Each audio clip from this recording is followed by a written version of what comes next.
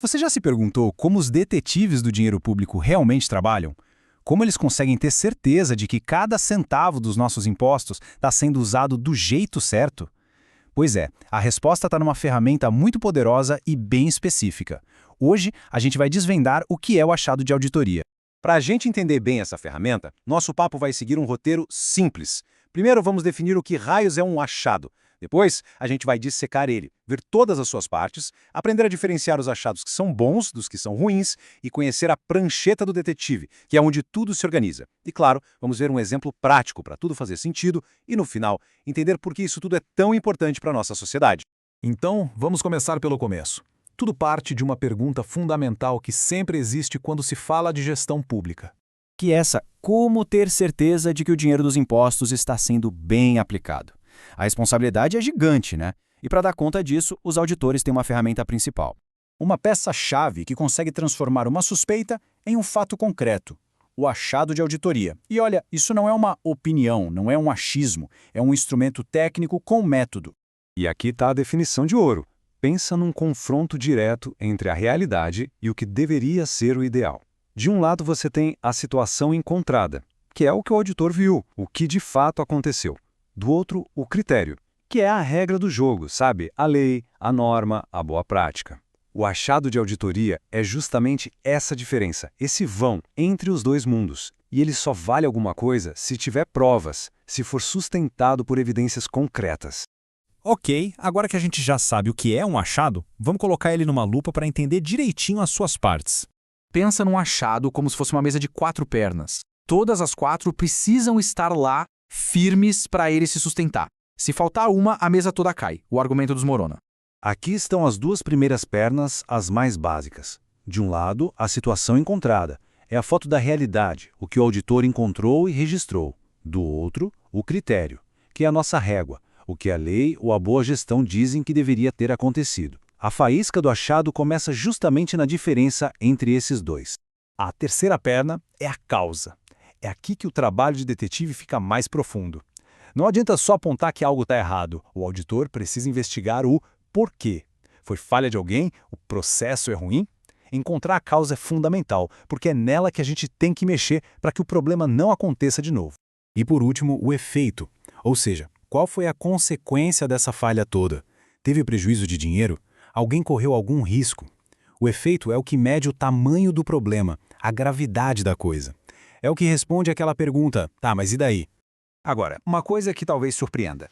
Nem todo achado de auditoria é uma notícia ruim. Pois é, às vezes os auditores encontram coisas que estão funcionando muito bem.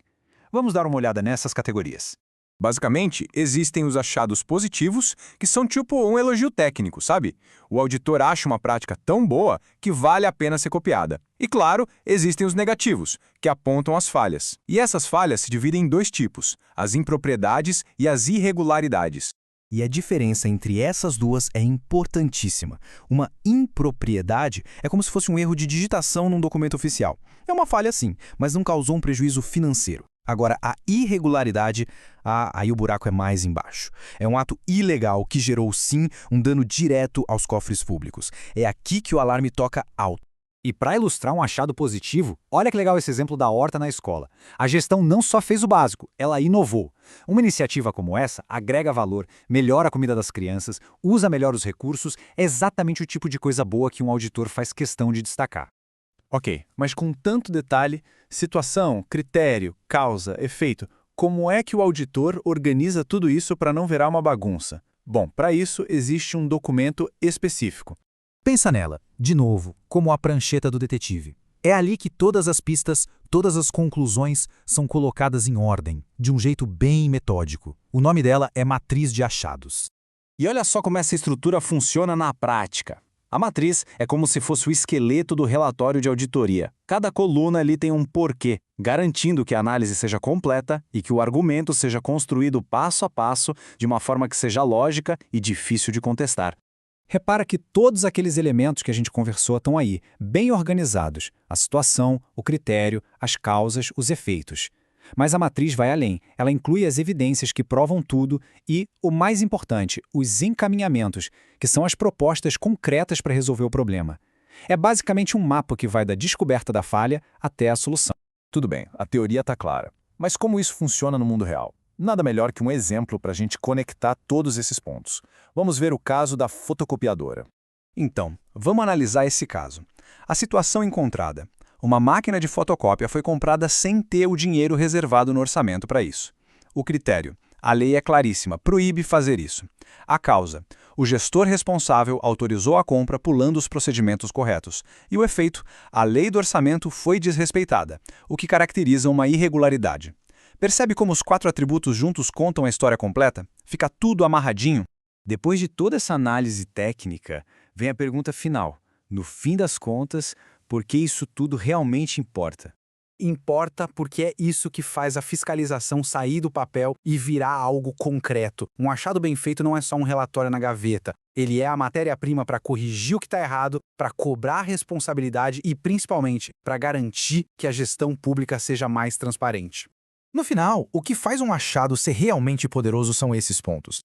Ele tem que ser importante, tem que ser a prova de balas com evidências, tem que ser objetivo e, talvez o mais crucial, ele precisa ser tão claro que qualquer pessoa, mesmo sem ser especialista, consiga entender o que aconteceu. É essa solidez que transforma um relatório numa ferramenta de mudança de verdade. E com isso a gente fecha o nosso raciocínio.